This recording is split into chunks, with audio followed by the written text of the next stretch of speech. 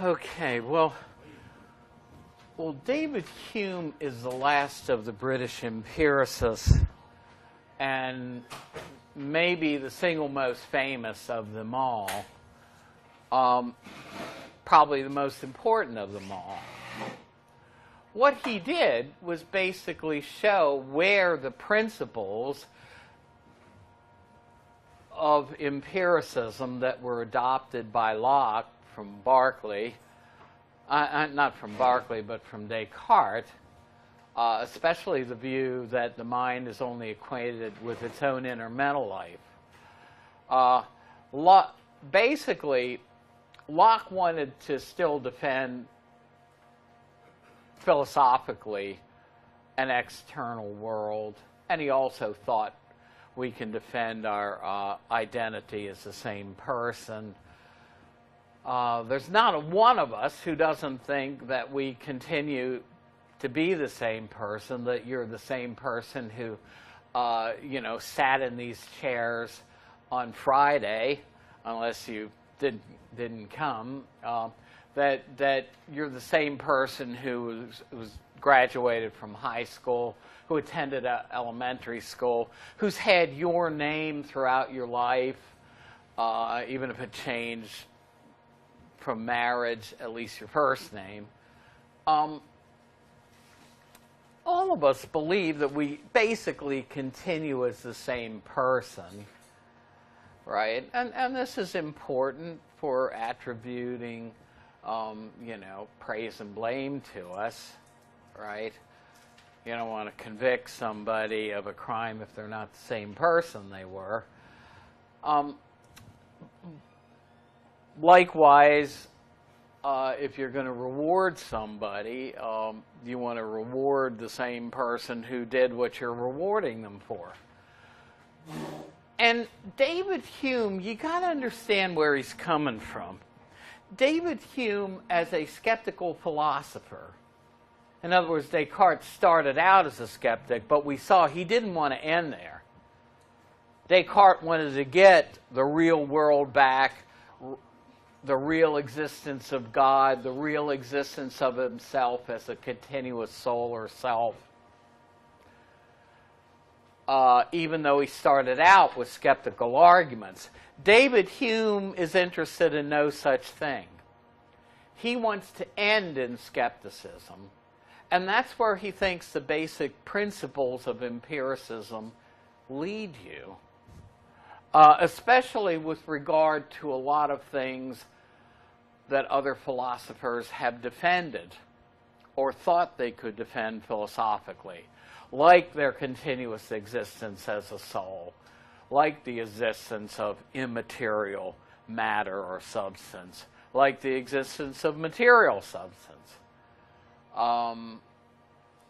not to mention the existence of God. All of these we saw various philosophers have tried to defend philosophically. Hume says we should be skeptical about all of these things. Now, Hume will admit that in everyday, ordinary life, he has to go around believing that he's the same person as anybody else. Hume wrote famous literary works. He had I think, 10 or 12 volume set of the history of England that was the standard history of England for years. Gave him an international reputation. He wrote works in philosophy. He certainly wanted to be paid and to get the accolades, and thought he would continue to exist as the Hume who wrote them, right?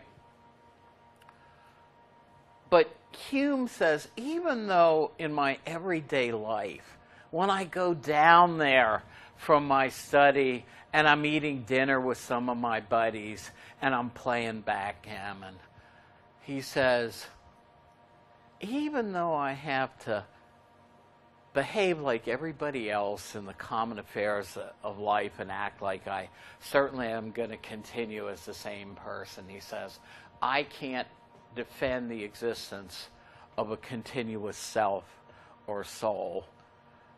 As far as I'm concerned, it's a fictitious entity that we impose on things, and so we should be skeptical about the continued existence of a self or soul.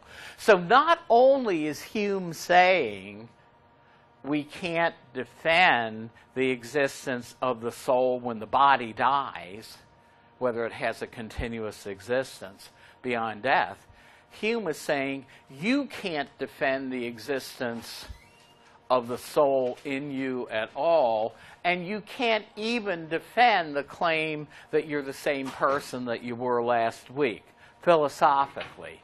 He knows we all believe that to be the case, right? There's not a one of you who doubts that you were here sitting in on the review session if you were in class last week, that you're the same person that was there. But Hume is going to try to say, I can't defend these views philosophically. Now, how does he get there? And here's his ultimate view of the self. He says the only thing we can defend about the self is that it's a rapidly changing bundle of different discrete perceptions. He says what we cannot defend is what people ordinarily claim about the self, that it is something that exists identically the same throughout our lives, that there's a soul there. So how does Hume get to that point? This PowerPoint I made later, several years later than the one I did on empiricism. And I think I did a much more detailed job of showing Hume's basic approach and how it leads to skepticism. Here again, it looks like he's examining the leaves on the trees. He's making picayune little fine distinctions. And you say, what have these got to do with anything? But essentially, these little fine distinctions he makes have to do with everything philosophy deals with, because they lead to the conclusion that we should be skeptical about a lot of things that philosophers thought they could defend philosophically. Now, there are ways to answer Hume, but we're trying to understand him first. So this is a separate PowerPoint you have called Hume on the Self. But if you understand his views on the self, and his skeptical method, the same overall method works for him to enable him to question the existence of material substance, to question the existence of continuous laws of nature, and a number of other things in philosophy. To question the existence of a material world. Berkeley says there is no material world. Hume says I can't defend the existence of a material world either way, so I'm going to suspend belief. That's what a skeptic does. A skeptic says, I can't defend things one way or another on this issue, so I'm going to just suspend belief on it. I'm not going to commit myself one way or another. But for Hume, the only thing we can defend about the self is that it's a bundle of constantly changing perceptions. We can defend nothing about a continuous self.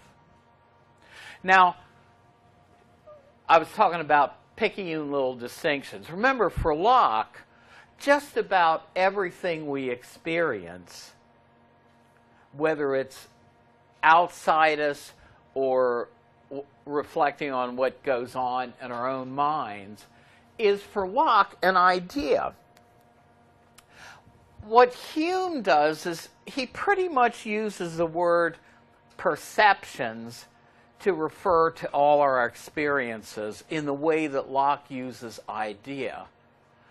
But he divides the class of perceptions into impressions and ideas. In other words, he takes Locke's class of ideas and he says, really there are two kinds of things going on here.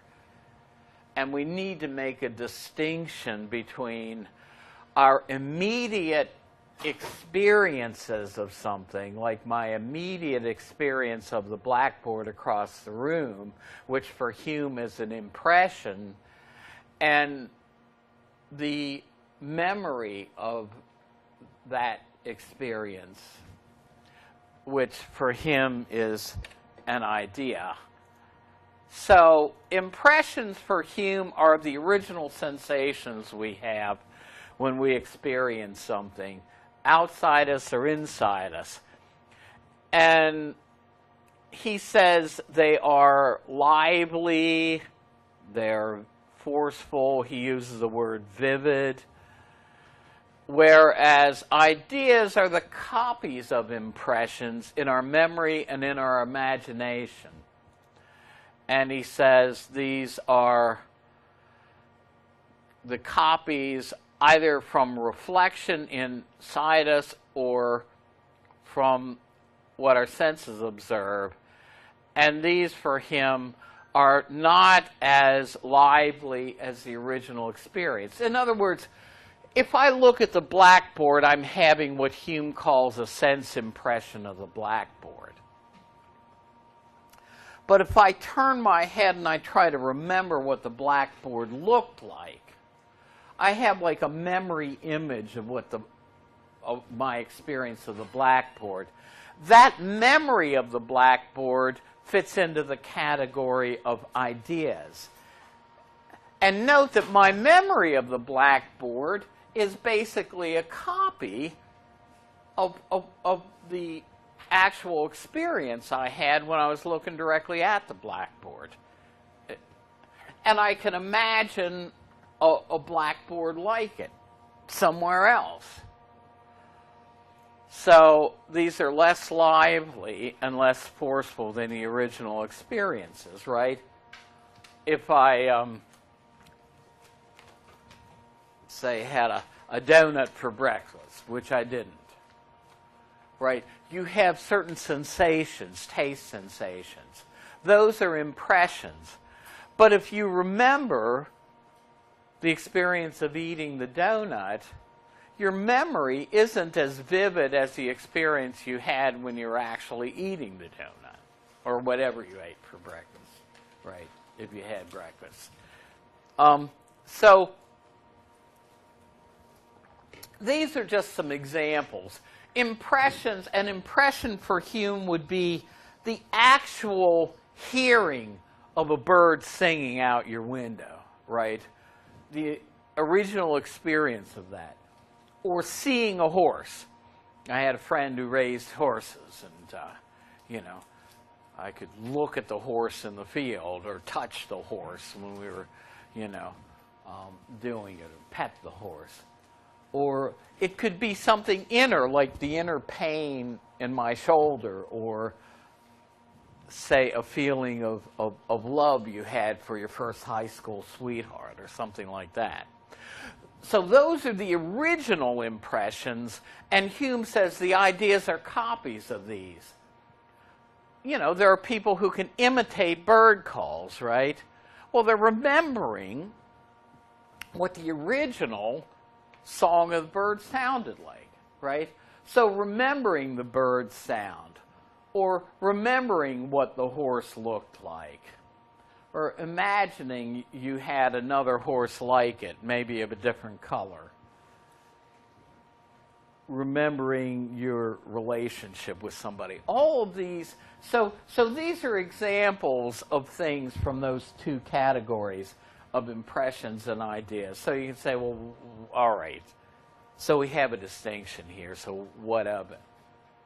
Well, this becomes a very important distinction in Hume's test, Hume's skeptical test, for what ideas we can defend in philosophy and which ones we can't. And I go into this in a lot more detail here than I do in the original Empiricism. But Hume, remember, is one of the empiricists. And so we saw again that empiricism is the view that all knowledge we have has to be based on actual experience. Sense experience, or, you know, remember for Locke there were ideas of sensation about what we observe going on around us, and ideas of reflection, what we can get by introspecting into the workings of our own minds, reflecting on our own minds. And so he says, Hume says, all ideas are copies of impressions and derived from them. So if I have a memory of what my friend's horse looked like, or a memory of what the blackboard looked like in this room, that's a copy of the original, and that's an idea. So what of it? Now, but before we go to Hume's skeptical test, Hume might be confronted with something like this. Somebody might say, well, wait a second, I can imagine a golden mountain. I've never seen a golden mountain. How is it that I can form an idea of that, Hume? That's not an experience-based idea. But Hume would say, aha, I beg to differ.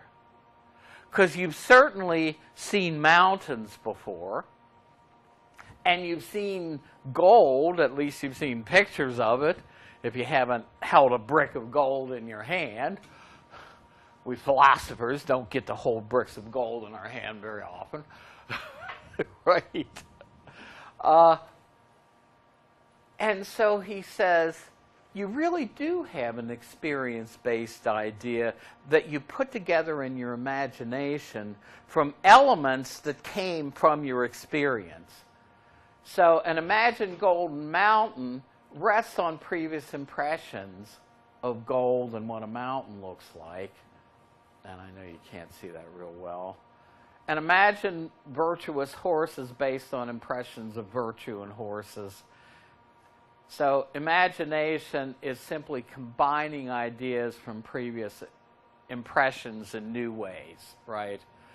I can take my experience of what gold looks like and my experience of what a mountain looks like and put them together in my imagination to form an idea of a golden mountain. But Hume would say that construction is based on stuff you got from actual experience.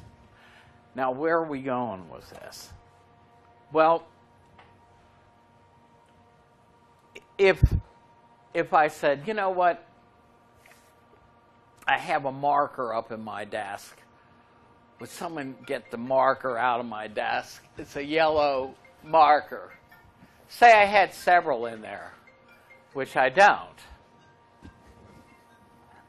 You could pick out the yellow marker from the pink and the green and whatever might be in there if I had several highlighters in there.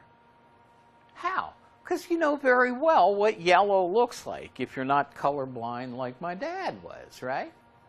In other words, when you use the word yellow, you know perfectly well what you mean by it. So Hume says, how is it that you know what you mean when you use a word like yellow? Well, he says, meaningful terms like that have attached to them ideas you have that you've gotten from experience. You have an impression of yellow. Says we use the term yellow meaningfully because we have a clear idea to which the word is related, and that idea of yellow is based on a previous sense impression of yellow in our experience. So I have an idea in my mind of what yellow is like.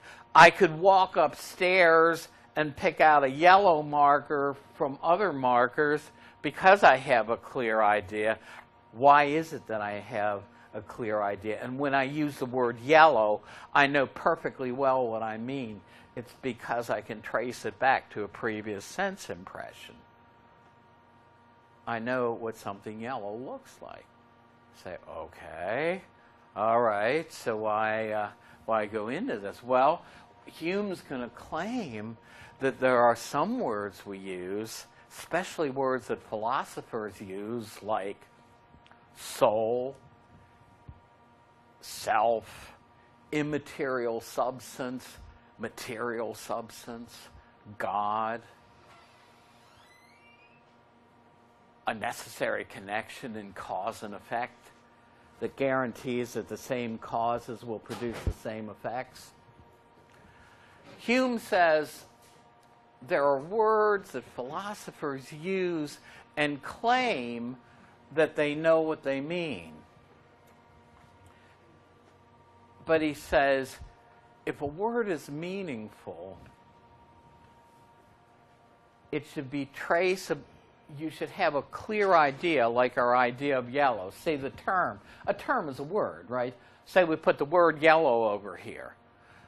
Well, how is it that I can meaningfully use the word yellow? It's because I have a clear idea of what yellow is, traceable back to a previous sense impression I had of experiencing something that's yellow. Right? So meaningful terms like yellow are attached to experience-based ideas. So here's Hume's skeptical test. This is the test, he says, words that philosophers use, but that he thinks we can't defend. See, again, Hume has to act in everyday life like he is a continuous self, is the same person. But he says he cannot defend that concept philosophically. So Hume says, when you suspect a philosophic term, like God or soul or material substance, necessary connection in cause and effect, is being used meaninglessly, here's the here's the question you ought to ask. He says, you ought to ask, from what impression is that supposed idea derived? And if you can't specify one, if there's no impression assigned, then the term is attached to no clear idea, and you can't defend the existence of what you're talking about. So where are we going to see? Hume wants to apply this test to concepts like substance, soul, God, necessary connection, and cause and effect. Let's talk about the self. He says words like the self might be meaningless or might have a contrived meaning attached to them that we can't defend philosophically. Meaningless terms, he says, are attached to no experience-based ideas. That is, if we use a term that's meaningless, like immaterial soul or self, Hume says we have no clear idea of what we mean by that because we cannot trace an idea back to a previous impression. And we're going to show how the basis of his claim that we can't do this. Some philosophers, he says, say we can do this. We saw that Socrates and Plato thought we have a continuous self or soul. Descartes says we're continuously conscious of ourselves as a continuing soul. Even Berkeley said we have a notion of the self, and I'm not going to go off onto the subtleties and Berkeley's problem with claiming that he knows there's a continuous self, even though he doesn't know there's a continuous material world. But Descartes and Berkeley and even Socrates and Plato, they say we can feel its continuous existence. This is what Berkeley said, we don't see the self, but we have a continuous sense of its presence, and we're certain of its perfect identity and simplicity. In other words, that we continue identically as the same person throughout our lives, right? And he says these... Now remember, this is not Hume's view. Hume is summarizing the view of other philosophers who think they know very well what the self is, right? They claim that consciousness furnishes more evidence for the self than a logical proof. We saw this with Descartes, right? He says, I'm more sure that I'm a thinking thing, that I'm a continuously existing self, than even that I have a material body, right? And if the self is doubted, and he's definitely got Descartes in mind here, then there seems to be no certainty of anything else anywhere. Remember, Descartes' first principle is that I exist as a continuing self. I think, therefore I exist, therefore I am. And he claims that anything I say to affirm the existence of a piece of wax as a material object, or even my own material body, comes back to highlight myself as a continuous experiencing self. So what's wrong with this view, says Hume? Well, he says we have no idea of such a self because we can't trace it back to an experience we have of that continuous self. He says, what is the claim these philosophers make, and that even ordinary people make for themselves as a continuous self or person? Now remember, this is important, right? We ascribe praise and blame to people. You know, if somebody did something great, we want to reward them. We think that the person we're giving the award to was the same person who did that great thing that we're awarding them to. Likewise, if we punish somebody for a crime, we think that justice demands that the person we're punishing be the same person who committed the crime. So he says, the self is thought to exist throughout our lives continuously and invariably. In other words, since the time I was born, I continued to exist as Victor Morawski, and you continued to exist as you. Throughout a lot of changes, but you were continuously and invariably the same person. He says this is what is claimed for the self, but then Hume goes on to say, well, do we have an experience of such a continuously existing identical self? He says, if we were to get empirical evidence of such a self, it would have to be based on an impression, and an impression of such a self should continue to be invariably the same the whole course of our lives, because this is the claim that's made for us as a continuously existing person. But Hume says we can't defend the existence of this self because we have no constant and invariable impression of the self. Hence, we have no idea of such a self that it is based on. So he says, where would I find such a continuous idea of that self? Where would I find a continuous impression of that self on which to base a continuous idea? Well, he says, remember, for the empiricist, introspection, reflection on what's going on in our own minds, was the internal equivalent of external observation of things going on around us, right?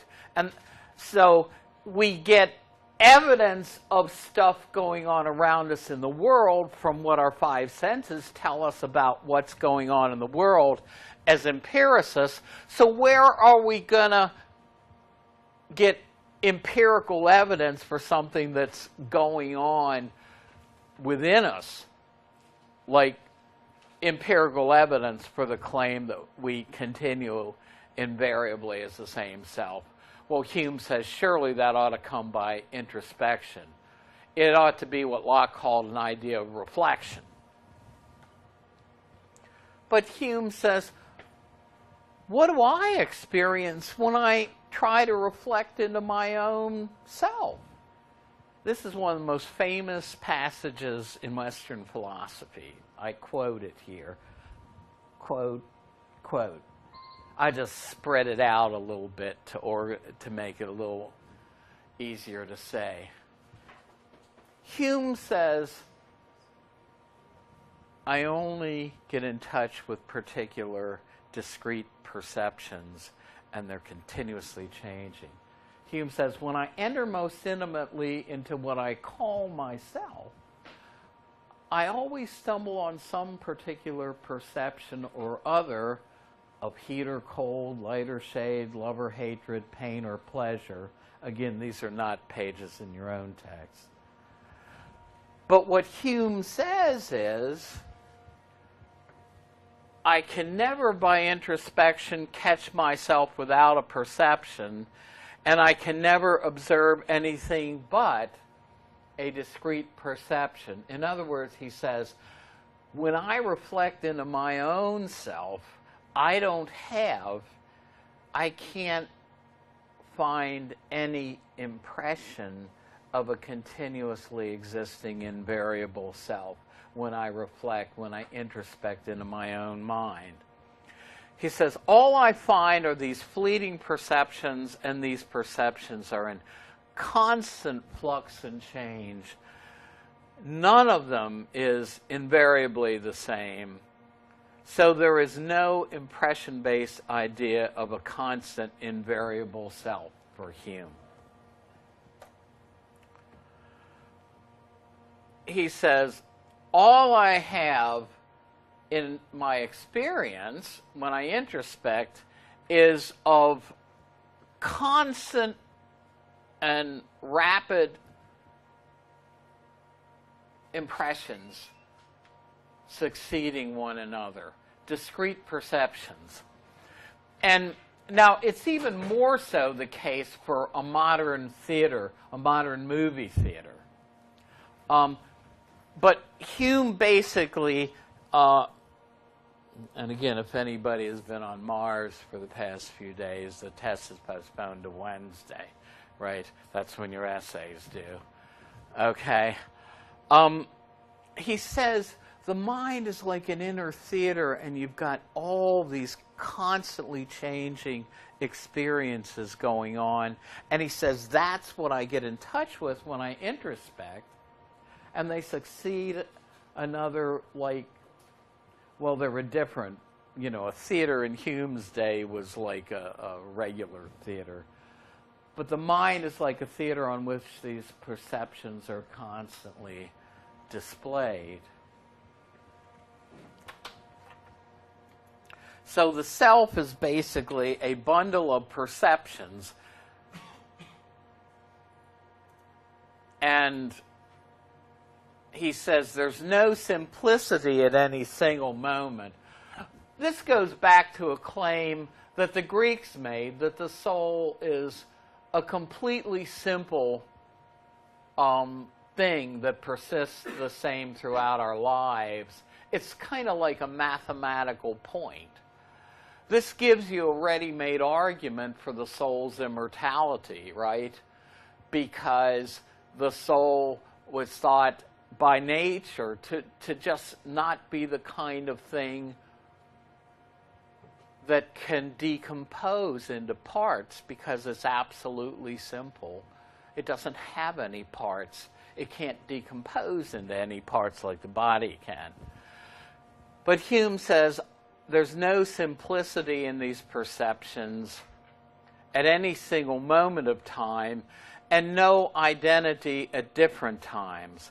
But I had a very perceptive question by one of my 10 o'clock students. She said, well, wait a second, we talk about being the same person, being the same self. Says, why can't that result in our having an idea of the self? Well, Hume says, yeah, we do claim to have an idea of the self that we're working with, but for him, it's a fictitious imposition on what is fleeting. Ordinary electricity, right, is alternating current. The direction of the current alternates. It's not direct current like you get from a battery, right? You learn this in physics or in middle school. How many times a second does it alternate? Well, we call it 60 cycle, right? Musicians worry about a 60 cycle hum in their equipment. The current alternates back and forth 60 times per second. Yet when we look at an old-fashioned incandescent light bulb of the kind our government is trying to do away with, trying to make them increasingly unavailable, it looks to us like it's a continuously burning lamp. When I was in middle school, well, junior high school is what they call that, they had a little generator hooked up to a bulb. And if you ever see one of these little hand crank generators, they may have gotten rid of all of them. But there's a light bulb, okay, and there's a generator. But instead of alternating the current 60 times a second so the light looks continuous,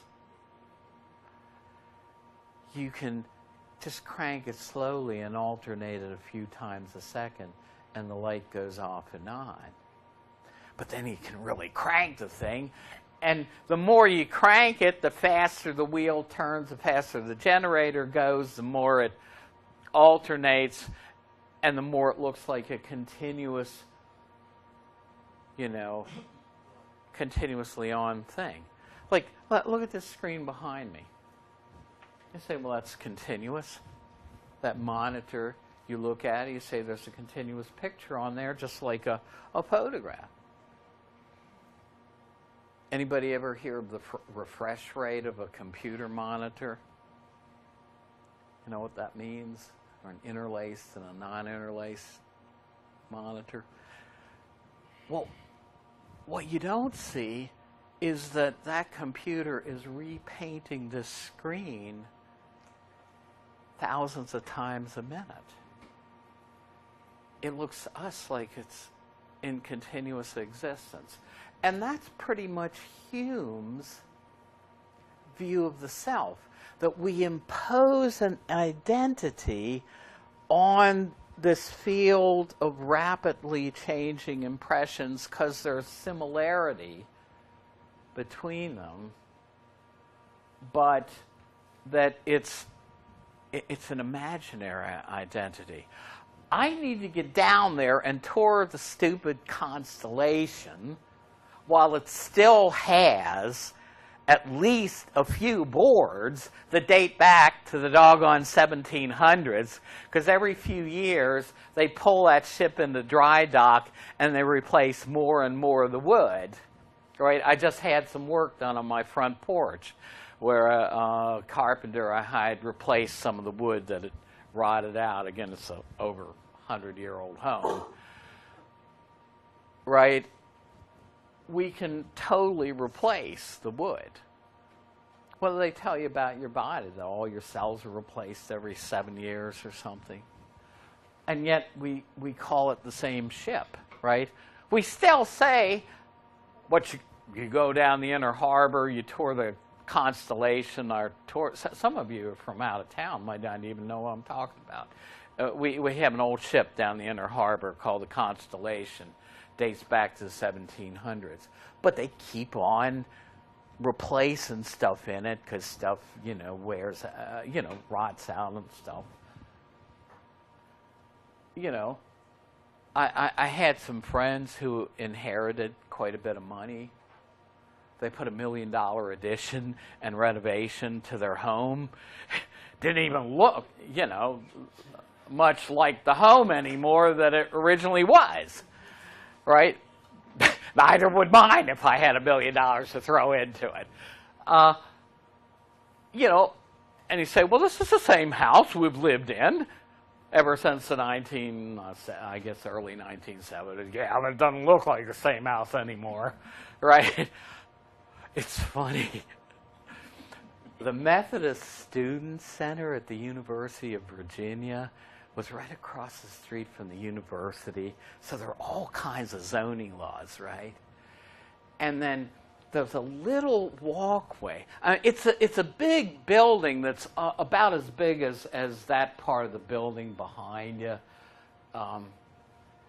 right? That's the Methodist Student Center, right? Big brick building. And then there's a little walkway, and it goes to this little old house that's been there since the 1800s. Technically, to get around the zoning regulations that don't allow you to build a big building like that right there, technically, that big Methodist Student Center is an addition onto that little dinky little house.